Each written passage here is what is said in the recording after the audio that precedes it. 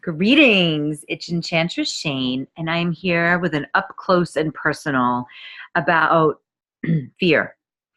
So I've completed the Fuck Your Fears game. It's now happening loosely in the Awkward Enchanted Coven, and the Fuck Your Fears 8-week immersive deep dive is happening soon. And isn't it funny that I thought that I could facilitate and lead and not be confronted with some of my own fears? And one that I really want to share, and this is for magically creative women who want to or who already own their own businesses. And the fear of rejection, abandonment come up all the time when you're in business. And every time it comes up, let's say a client, and this could be if you have a jewelry business, this could be if you're a performer, there's always, if you're in visibility, so if you have a business or a creative project or something you're putting in the world, and it could even be just a live video, there are chances that somebody won't like it. There are chances that somebody that's already a client might say, you know what, this isn't working out for me. There are chances that people are going to want to run away. And especially if you're working with women, there is an internal fight or flight response that we have. Men have it too, but I don't work with men, so I'm not that familiar. But I'm going to stick to the point, which is fight or flight or flee happen when they feel like they're happening. That is a moment for a breakthrough. That is a moment for an opportunity to flourish. That is a moment to step into your power. And I want to share, I've had, I would say in my 10 years of coaching and therapy work, which now makes it 15, basically working for myself as an entrepreneur, there's been about 6 times when women have said mid-program, actually, this isn't for me, it's not working, blah, blah, blah. And I have done that too, to my coaches. So I've been on both sides of that playground. And what I want to say is, it's so important to be transparent and truthful in these moments. Now, because I'm a coach and I'm not working as a therapist anymore, I am fully transparent. I involve my life. I involve my own stories. I offer my own stuck places as places that we all grow. And I've been on a lot of these phone calls and a lot of these video sessions and a lot of in-person sessions with women that are like, I don't want to do this anymore. And I want to offer this to you as a gift, because if you're willing to be visible in this world in any way, shape, or form, but especially in a money exchange, stuff's going to get triggered. You're going to feel all the shit fears that you've had and you've been harboring since you were a child. So the abandonment issue, let's talk about that one first. So being abandoned means you're left. Somebody didn't like what you did. Somebody isn't feeling the jam, the jive. They're like, I'm not getting anything from this. They're basically saying like, what I signed up for isn't valuable enough that I'm going to stay with it. Now, this is a surefire way to make you feel like you're not doing enough. Know that when you start to feel that, it is not inarguably true. It is one perspective. And that's why coaching in any format is co-created. You are not to blame. This person is not to blame. There is no one at fault. So to get your bearings on that is so crucial. And again, this could be just you doing live videos, that kind of thing. Like anytime you're putting yourself out there, there's a chance that someone's going to leave you. And that's why it's so important to have your own support team, to have your own tools. And I'm going to give you some of those today. So what I like to remember before I get on a call with someone who is like, I don't like this. Sometimes they write a whole big email. Sometimes you just get a feeling. And sometimes you want to run away. But if it's your business or your project, or let's say you did a performance and someone writes like, this was poop, trigger alert, right? So your body will start to beat, your heart rate, your hands might get sweaty, your chest might feel tight, your shoulders might start to crunch, and you might start to have other things start to glom onto it. You know what? This person's right. Who wants to be with me anyway?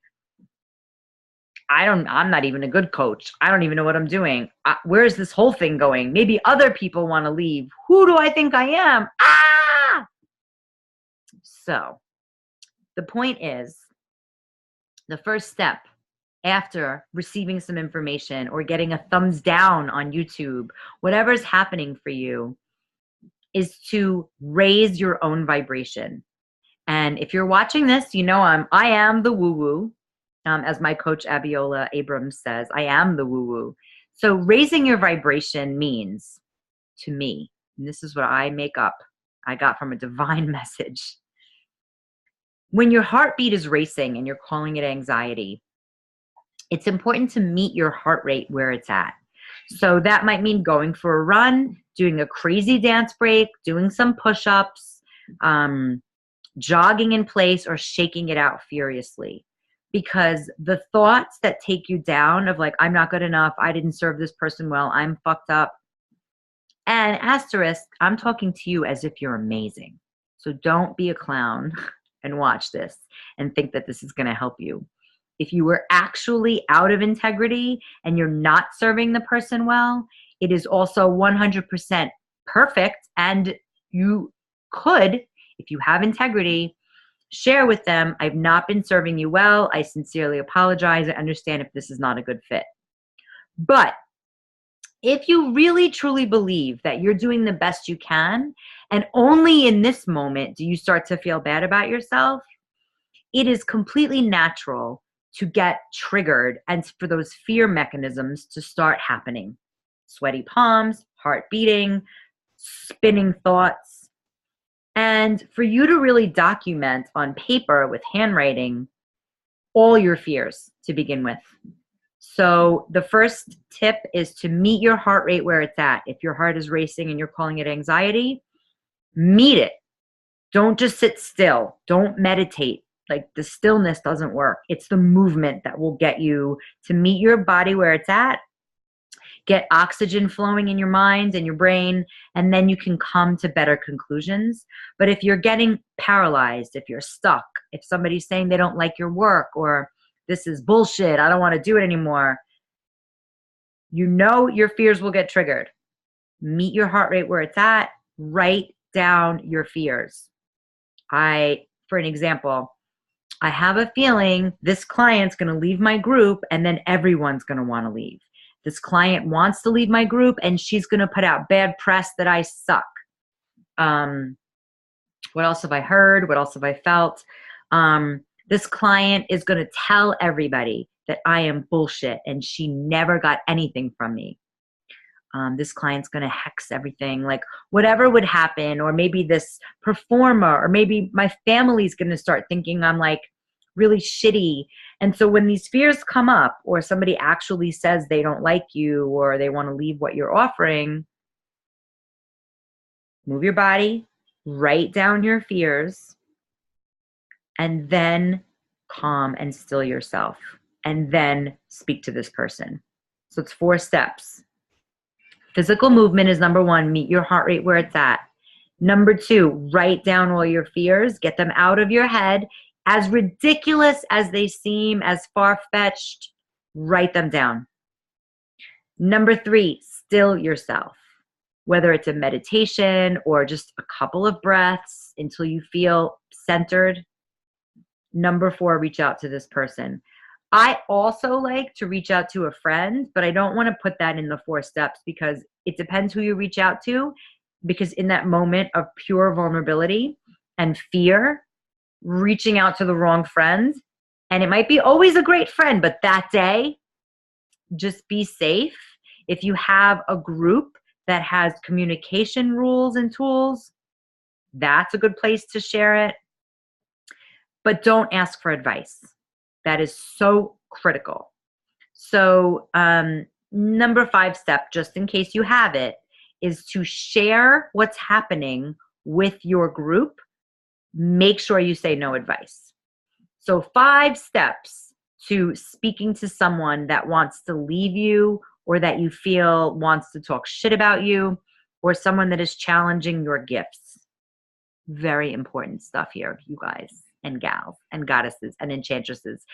And the big showstopper moment is when you do these steps and you have that vulnerable conversation and you share your transparency, and your transparency might be like, I'm kind of attached to you being in the group, and I can kind of see where this can be an opportunity for you.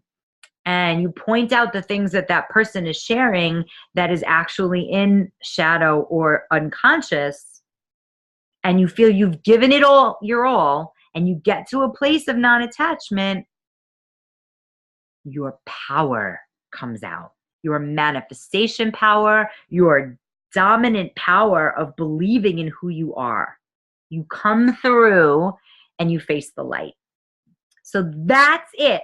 5 steps, and then you're in your power. And those 5 steps, they can, enchantress, they can feel like you are being dragged through the mud and that you are in the bog and that your life is over.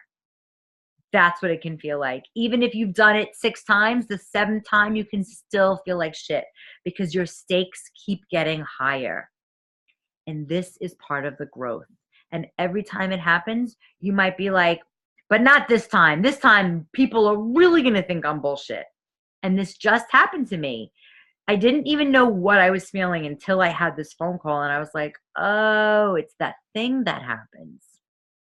And through the conversation, I was able to release my attachments because I gave it my all.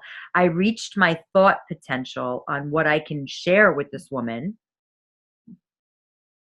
And then I gave her a challenge, and she fucking rose to the occasion. And right now she's feeling amazing. And I'm able to share this with you because I'm feeling amazing. And so whatever you're doing in your life, whatever's hiding you from any visibility, just know that if you do it alone in isolation, you don't let anybody know that you're experiencing this, and you stay in a place of not having a guide, not having a coach, this fear thing will continuously come up with you, for you. And these 5 steps are what you do in between your coaching, in between your guidance and support, in between your meeting, so that you don't have to feel alone and you actually can get out of feeling paralyzed.